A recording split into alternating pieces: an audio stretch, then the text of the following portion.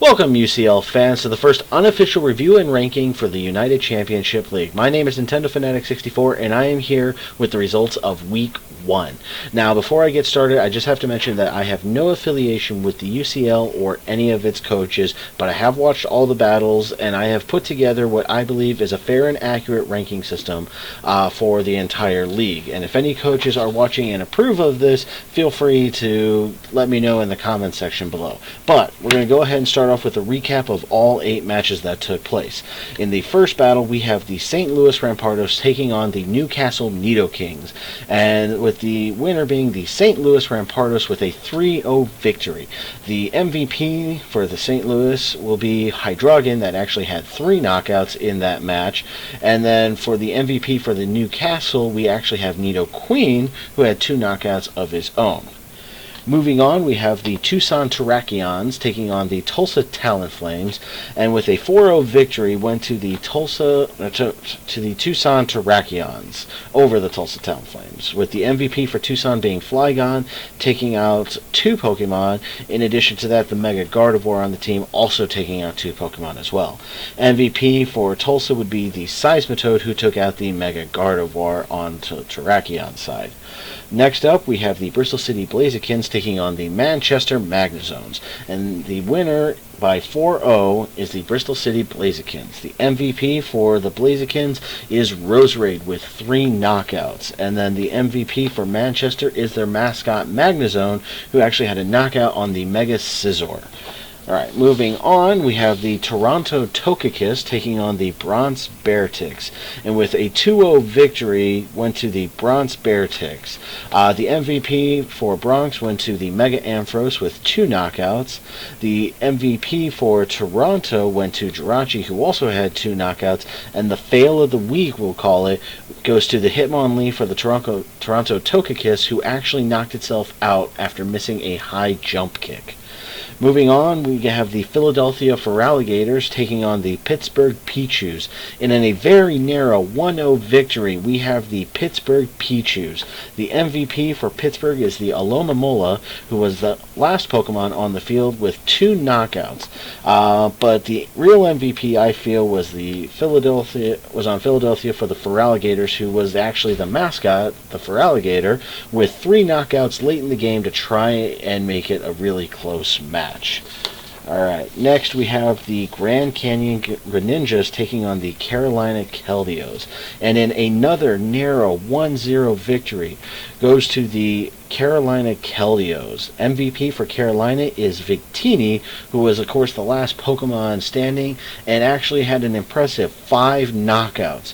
MVP for the Grand Canyon Greninjas went to Mega Altaria, who had 2 knockouts in the match.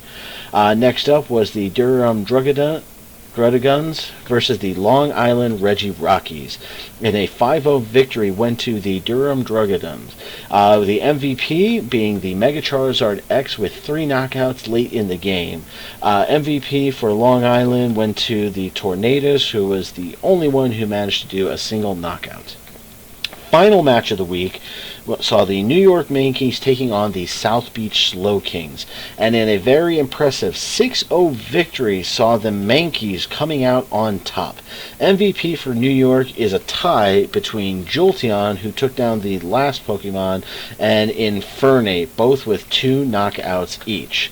Now that I have gone and recapped the battles, it is time for the rankings. For everyone out there who is wondering, the ranking is based upon Pokemon that were knocked out and how many Pokemon survived through the end of the battle. So, for an example, every time a Pokemon on their side was knocked out, they lost a point. Every remaining Pokemon at the end of the battle, they gained a point. So, we're going to go ahead and jump right into it, starting with our 16th rank being the South Beach Slow Kings. So with a 0-1 to start off, the league had 0 knockouts, so I put it at a -6.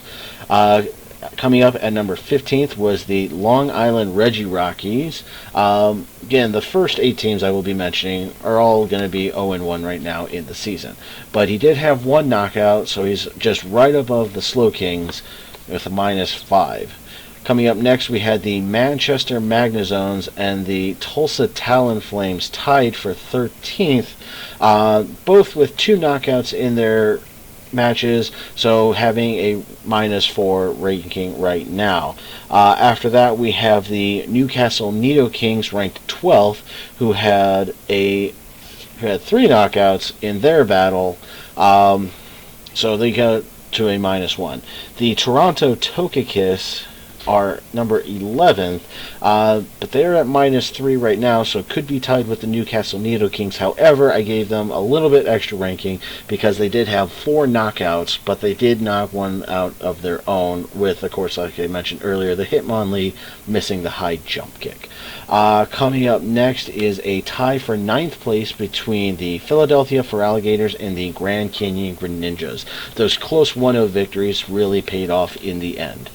Next, we have the Bronze Bear Ticks ranked at number 8th, who have a +1 because they only managed to get 5 knockouts since the Toronto Tokakis took out one of their own members for it.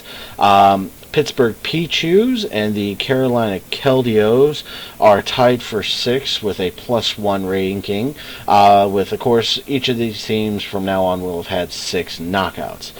St. Louis Rampardos come up to number 5 with 6 knockouts and 3 KOs on their side, bringing up with a +3. Tied for 3rd is the Bristol City Blazikins and the Tucson Terrakions, both with a +4 before knocking out all their opponents' Pokemon and only losing 2. Next, for the second ranking, for number 2 rank, we have the Durham Druddigons, who only lost 1 Pokemon in their match, so they get a +5 in their rankings. And then finally, the number 1 rank as of week 1 is the New York Mankeys with an impressive 6-0 win. They are looking to be the team to beat as of right now, but it's still early in the season. It could be anyone's game.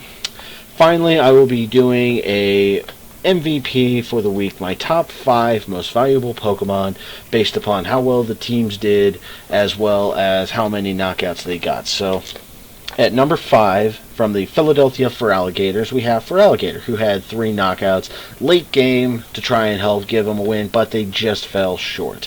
Number 4 goes to the St. Louis Rampardos with their Hydreigon, because it was a very close one coming up at the end to help them out. Number 3 goes to the Bristol City Blazikins and Roserade, again with another 3 knockouts, helping the team get to the win. Number 2 went to the Durham Druddigons with their Mega Charizard X, getting 3 knockouts very late in the game and just barely hanging on to get the victory in the end. And the number 1 most valuable Pokemon in week 1 goes to the Carolina Keldios Victini with 5 knockouts in its opening week. So those are the rankings that I have for week 1. If you have a different opinion on the rankings, feel free to leave a comment down in the comment section below. For anyone who did enjoy this, please give it a thumbs up, and then I will be back, of course, next week for week 2 to give you my updates again, re-rankings, and everything else. If you wish to keep up-to-date information on the UCL, go ahead and follow their Twitter at Official UCL. I will have a link in the description below, and if you want to follow me as well, feel free to do so at Nintendo Fan 1987. So with all that, I will see you all next week. Thank you and good night.